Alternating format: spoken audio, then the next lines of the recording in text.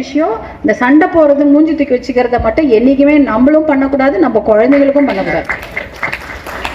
Husband and ஒய்ஃப்குள்ளே வந்தாலும் சரி, அப்பா அம்மாக்குள்ளே வந்தாலும் சரி, அப்பா பசங்களுக்குள்ளே இருந்தாலும் இந்த சண்டையாக இருந்தால் அண்ணையே முடிச்சிடணும். இந்த மூஞ்சை தூக்கி வச்சுட்டு பேசாமல் இருக்கிறது பாருங்கள், அந்த கோபம் இருக்குது பாருங்கள், அது வந்து பசங்களுக்கும் பெரிய தலைவலி, குழந்தைங்க அவங்க லைஃப்பில் அது பாதிக்கும்.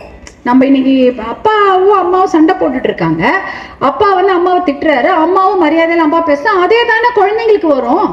நம்ம வீட்டில் எப்படி இருக்கிறோமோ அது தானே பசங்களுக்கும் வரும். அப்போ அதுங்களும் அதே மாதிரி தான் மரியாதை எல்லாமே வெளியில் பேசுவாங்க, அவங்களுடைய கல்யாணம் ஆகி போகிற இடத்துலையும் பேசுவாங்க. அப்போ வந்து பிரச்சனைகள் வந்துட்டு இருக்கும். அதனால அதை முதல்ல அந்த மூஞ்சி தூக்கி வச்சுக்கிறது இருக்கக்கூடாது. அன்னைக்கே சண்டை போட்டு அன்னோடய முடிச்சிடுங்க. யார்கிட்ட சண்டை போடுறோம்? நம்ம ஓன் குழந்தைங்கிட்ட, நம்ம வயிற்றுல பிறந்ததுக்கிட்ட நம்ம சண்டை போட்டு என்ன பண்ண போகிறோம்?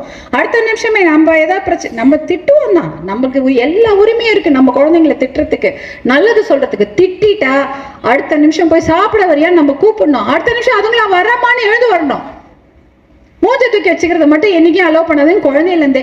அது உங்களுக்குலாம் கல்யாணம் ஆகி நிறைய இப்போ இன்னைக்கு வந்திருக்க பசங்கள்லாம் கல்யாணம் ஆகிட்டு நல்லபடியாக குழந்தைங்களாம் பெற்றுக்கு போகிறீங்க. அப்போ நீங்கள் இந்த ஞாபகம் வச்சுங்க, அந்த சண்டையாக இருந்தாலும் நைட்டோட முடிச்சிங்க, ஹஸ்பண்டாக இருந்தாலும் சரி குழந்தையாக இருந்தாலும் சரி முடிச்சிங்க.